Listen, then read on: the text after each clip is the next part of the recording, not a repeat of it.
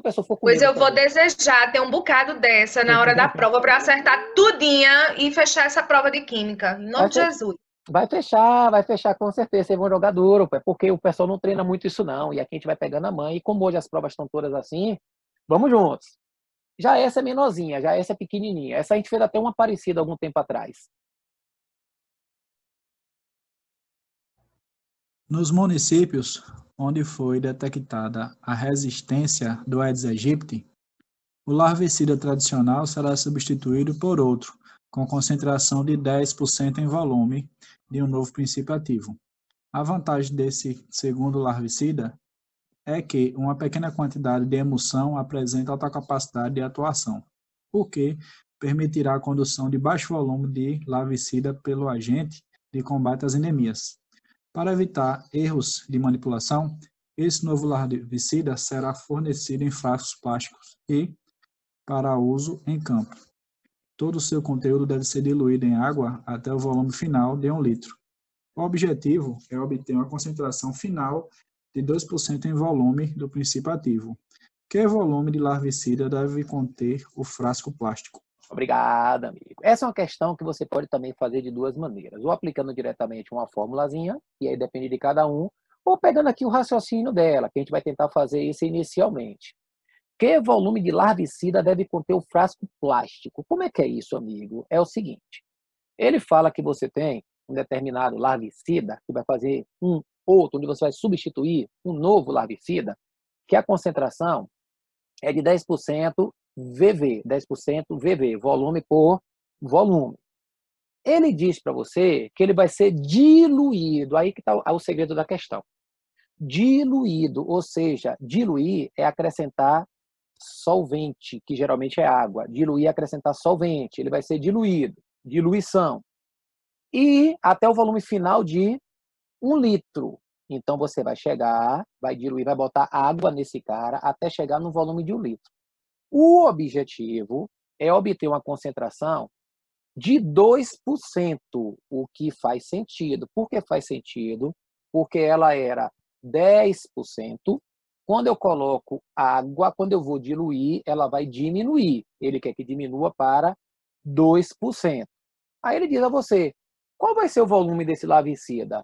Aí você fala, bom, eu estou com a solução 10%, eu vou colocar água até chegar em 1 litro, e essa solução vai ficar somente com 2% desse larvicida, certo? Aí ele pergunta, quanto é que eu preciso do volume desse cara para poder fazer isso? Ele diz, como é que eu vou entender isso, amigão? Venha comigo. Diluição nada mais é do que você acrescentar solvente. Acrescentar solvente é aumentar o volume. Quando você coloca solvente, que geralmente é água, o volume aumenta. E quando você acrescenta solvente, a concentração diminui. Então, meus amigos, isso aí é uma regra de 3, o quê? Direto ou inversamente proporcional? Inversa. Exatamente. É uma regra de 3 inversamente proporcional, porque no momento que eu faço uma diluição, o volume vai aumentar, mas a concentração vai diminuir. Aí você diz, e como é que eu faço então? Bom, se eu já sei que é inversamente proporcional, eu posso dizer que o volume do novo larvicida vai ter uma concentração de 10%. Mas quando você chegar em 1 litro, ele vai ter uma concentração de 2%. O segredo é a maneira de resolver. Você pode usar aquela forma que o Filipão me perguntou uma vez, N1V1, C1V1 não sei o quê, ou então usar o raciocínio matemático. A matemática, ela nos ajuda a resolver regra de 3 inversamente proporcional de umas 3 maneiras diferentes. Ou você inverte um dos lados da sua equação e faz cruz credo, ou então, eu prefiro mais fazer assim, ó, em vez de multiplicar na diagonal, eu multiplico na horizontal. Quando eu sei que a regra de 3 é inversamente proporcional, eu não faço cruz credo, eu multiplico as horizontais. Eu multiplico 10 vezes V, dá 10V. 1 vezes 2, 1 vezes 2 vai dar 2. Aí, quando eu for achar o V, vai dar exatamente 0,2. 0,2. E 0,2 litros é a mesma coisa de 200 ml. Ah, então quer dizer que toda vez que ele fala de diluição, eu posso fazer como inversamente proporcional? Não só pode, como deve. Porque quando é uma diluição, significa dizer que as grandezas são inversamente proporcionais. Porque acrescentar solvente é aumentar o volume e diminuir a concentração. Então, se o larvicida tem 10% e eu quero saber que volume eu uso para fazer 1 litro de 2%, significa dizer, isso é uma regra de 3, inversamente proporcional. Eu poderia fazer de outra maneira, poderia inverter os lados ou por aí vai. Mas eu prefiro que o cara chegue lá, sei lá, na hora que ele vai resolver, ele já percebe que o volume tem que ser menor do que 1. Qualquer maneira que ele faça que esteja errada, ele vai achar um volume maior do que 1, que é absurdo. Então, quando você acha um volume menor, você tem certeza de que você está fazendo a coisa de maneira correta. Em outras palavras, ele está dizendo assim, 200 ml de um larvicida 10%, se eu colocar água até chegar em 1 litro, essa concentração, que era de 10%, vai cair para 2%, que é o que muita gente faz quando pega o álcool 70, por exemplo, que estava na moda. Que o pessoal pegava o álcool 96 para poder transformar em álcool 70 com diluição. Faz sentido, amigo? Faz. Por quê? Porque ele era 96 e eu ia diminuir a concentração. Para diminuir a concentração, tem que acrescentar solvente. Regra de 3, inversamente proporcional. A questão que a gente fez com isso foi falando de um medicamento, que era 70, alguma coisa assim, que eu não me lembro exatamente dos valores. Certo aí, amigo? Professor, Pois não. se eu fosse fazer pela fórmula, eu Hum. teria que tirar esse porcento aí? Não, Tipo, não. Dá para Não. fazer. Faz É normal. C1, V1, C2, V2. Exatamente. Tá certinho. Não, sempre dá o mesmo resultado. É porque a fórmula o cara não pode esquecer até o dia da prova, né? Que é como eu digo aos meus alunos assim, fórmula é legal, é bacana. Já tá no sangue, professor, É a isso. fórmula. É justamente isso, é exatamente isso aí que tem que dizer a galera. Quando o cara está assistindo a aula e está vendo a fórmula e fazendo exercício, é fácil. Mas aí ele vai passar uma semana que ele vai ver física, ele vai ver matemática, vai ver umas fórmulas novas. Se ele garantir que ele consegue lembrar da fórmula no dia da prova, perfeito, é o caminho mais rápido. Fórmula é sempre o caminho mais... Até porque fórmula é feita para isso, para poder acelerar. Mas, como a gente estuda zilhões de fórmulas em matemática e em física, ter um plano B também não é ruim, né? Que como todo mundo ensina por fórmula, aí aqui eu boto regra de 3, que é justamente para o cara fazer a opção dele, para poder pegar o diferente. é, Entenderam? pessoalmente, eu faço tudo por regra de 3, só que, tipo, como na prova, muitas vezes eu fico cansado, sabe? Com o raciocínio Hum, cansado assim, aí, tipo, eu vou e aplico a fórmula quando eu tô meio cansado, entende? Tipo, claro, claro.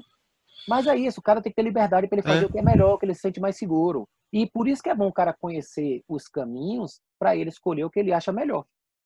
Entendeu? Porque não adianta o cara pegar um caminho só, que ele nunca vai conhecer o uhum. outro lado. Aí por isso que é bom o cara fazer essas coisas e ficar tranquilo, ficar de boa. Mas agora Inclu- sim, eu posso dizer uma ah, coisa para vocês, meus amigos.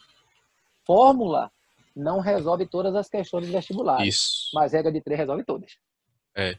Inclusive, quando eu estava estudando para uma prova da escola, que tinha até ppm, eu até Hum, perguntei a fórmula para você e você disse que era melhor até por regra de é, 3, né? Que é é, uma parte em 1 milhão. Aí não pronto. precisa meio de fórmula. É só dividir. Exatamente isso. É só exatamente. Perfeito, perfeito, perfeito. É isso aí. Muito bem, meus amigos. Aí vem mais outra de cálculo aqui agora para a gente poder jogar duro. Ó. A gente também vai na regra aqui para poder tirar onda. Fica à vontade.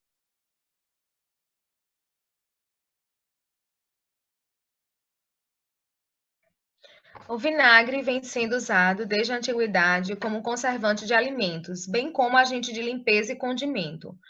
Um dos principais componentes do vinagre é o ácido acético, massa molar 60 gramas por mol, cuja faixa de concentração deve se situar entre 4% a 6% massa sobre volume.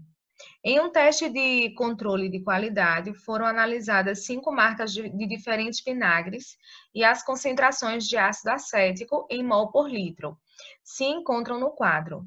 A amostra de vinagre que se encontra dentro do limite de concentração tolerado é a... Obrigado, amigo. Obrigado. Aí um agora que não vai conseguir sair por fórmula. Aqui vai sair por regra de 3. O que é que ele quer de nós? Ó, ele quer a amostra de vinagre que se encontra dentro do limite de concentração tolerado. Como assim, amigo? Ele disse. que a concentração deve ser de 4 a 6% massa-volume. Aí você fala, o que é que isso quer dizer, amigão? Quer dizer o seguinte, toda vez que ele bota massa-volume, ele está lhe dizendo que é a massa em gramas e 100 ml de volume. Como é que é isso? Um exemplo antes da questão.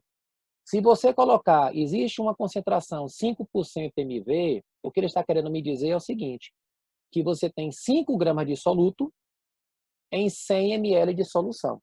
É sempre desse jeito. 10% mV, 10 gramas de soluto em 100 ml de solução.